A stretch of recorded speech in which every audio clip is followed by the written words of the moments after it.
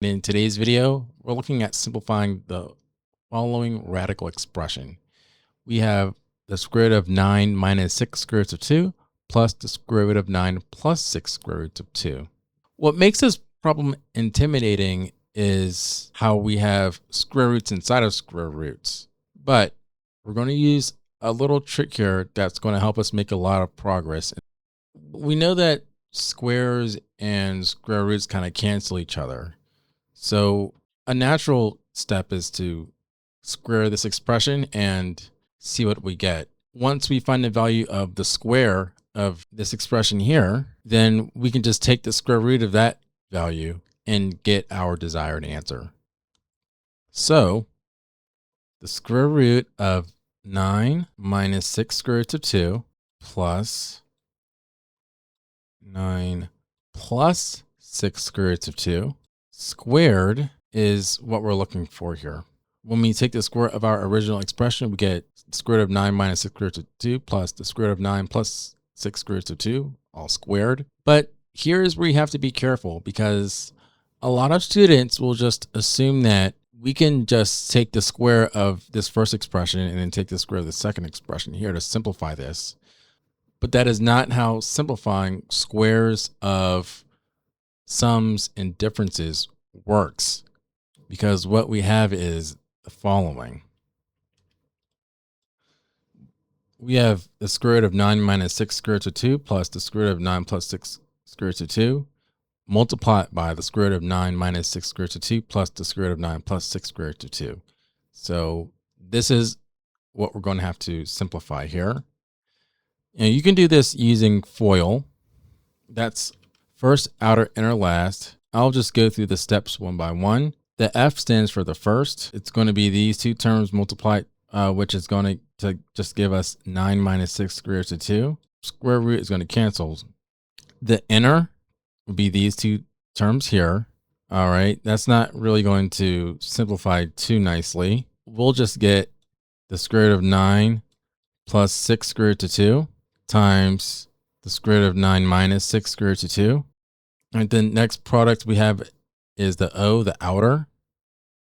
So 9 square root of 9 minus 6 square root of 2 times the square root of 9 plus 6 square root of 2, which in this problem is the same as the product we had for the I, the inner terms.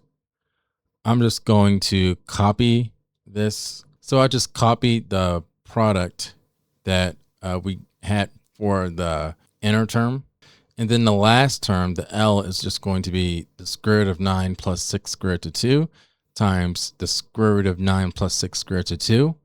When we multiply these two terms together, the square roots cancel. So we just end up with 9 plus 6 square roots of 2. This is our result after doing the multiplication, the FOIL. Right now, it does look like we made things more complicated, but don't worry. This is going to simplify nicely. At this point, we're just going to combine like terms. 9 plus 9 here is going to give us 18. And then the minus 6 square root of 2 and plus 6 square root of 2 will cancel. So we'll have 18 here. We don't have to worry about the 6 root of 2 because they cancel, like I mentioned.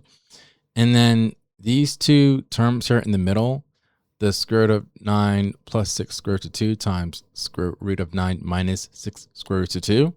We're just going to get two of those. Now, what do we do from here? We have an 18, and then we have kind of an ugly looking radical expression. Why don't we try rewriting this radical expression here, since there's not much else we can do? I'm just going to combine these two radical expressions here. We have multiplied by each other into one larger radical.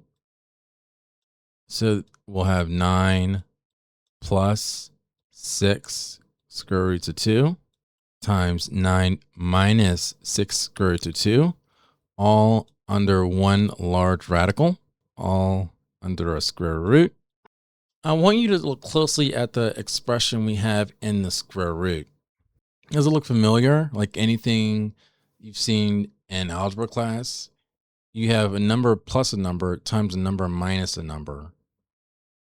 Well, this is the difference of squares. And in case you didn't remember that, we could have just used a FOIL here or the distributive property to simplify this expression in a radical. But yeah, this expression in the radical is just going to be equal to 9 squared minus 6 squared root of 2 squared. Okay. And now we can make even more progress because this expression inside the radical becomes a lot easier to simplify. 9 squared is 81. And then 6 squared root of 2 squared is the same as 6 squared times 2 squared, which is 36 times 2, or 72. 81 minus 72 is 9. So at this point, we have 18 plus 2 square roots of 9. The square root of 9 is 3, which means that we have 18 plus 2 times 3. 2 times 3 is 6, which means that this all simplifies to 24. But are we done yet? Well, almost, but not quite. If you remember from the beginning of the problem, we said that we were taking the square of the original expression and then taking the square root of whatever we got from taking the square. So that means that we need to take the square root of 24, which will then be our answer. But we're not just going to take the square root of 24. We're also going to simplify the radical as well. Square root of 24 is equal to the square root of 6 times 4, right? The reason why I'm writing 24 as 6 times 4 is because this is going to help us simplify the radical since 4 is a perfect square. All right, then we have the square root of 6 times the square root of 4. We can separate radicals this way when there's a product. The square root of 4 is 2, which means that our final answer is 2 square roots of 6. And this, folks, this is the final answer. All right. How did you do on this problem? Let me know in the comments. This problem did involve a good command of algebra.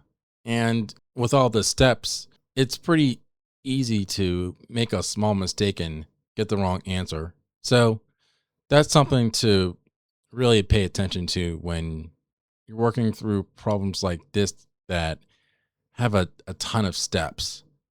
But in any case, this is all I have for you in this video. If you have any comments, suggestions, or feedback, please let me know. But otherwise, I'll see you in the next video. Bye now.